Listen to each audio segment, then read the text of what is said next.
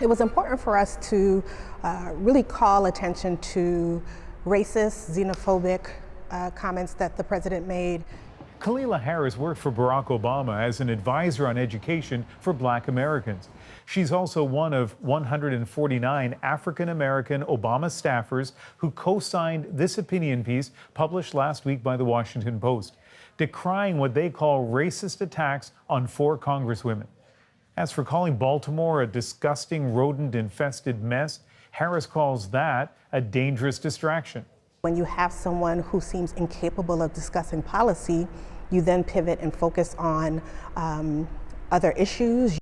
Civil rights activist Al Sharpton says the comments are simply coded racism. But he has a particular venom for blacks and people of color. He doesn't refer to any of his other opponents or critics as infested. Trump fired back, calling Sharpton a con man who hates whites and cops. So Paul Hunter went to the city of Baltimore today to find out how residents are reacting.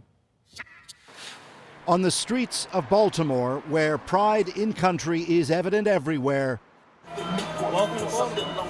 so too today, fury at this country's president, and frustration, and a firmly held ugly belief. I'm angry, I'm pissed. I mean, I wish I could.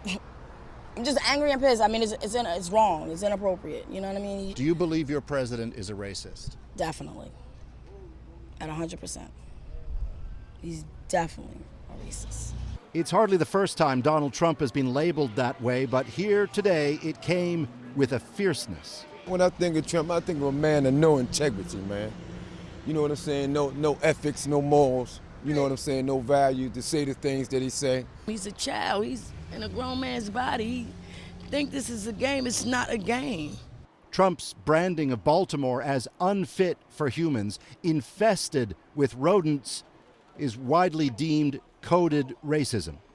Indeed, Baltimore has its challenges. The city's downtown harbor is surrounded by some of the poorest urban neighborhoods in the country.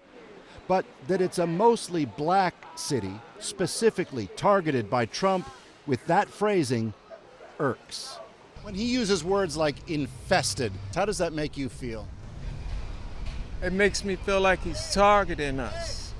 Say those we spoke with today, they know many of Trump's supporters not only accept it from him, they welcome it. A divided country, the chasm widening, driven, they say, by Trump.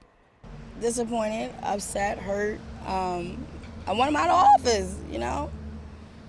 Help us. Don't talk about us. Help us. Improve the city for us. Make it a better city. Don't talk about us, you know? And why is someone racist in office anyway? How did he get in office? We really need to come together and put our foot down and tell Trump that we don't want a president like that right now. If he gets reelected, what happens to this country? Civil war. And Paul joins us now from Baltimore. And today, from what I understand, Paul, it was not difficult getting people to speak with you. Yeah, you got that straight. Look, I've been to Baltimore a lot over the years, and generally speaking, there is a wariness here when it comes to the media, particularly in places like West Baltimore, where we went today, where, I mean, to be blunt about it, where a great number of black people simply don't trust that the media wants to tell their story. And I mean, on previous visits I've made here, a great part of my work has been about convincing people that, no, that is the story we want to tell. And, you know, it has worked out fine in the past. But today it was different. Today people came up to us. They knew what we were there for. They knew what we were talking about.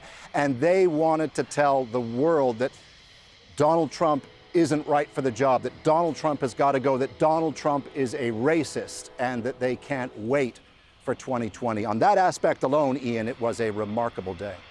Paul Hunter in Baltimore, thank you.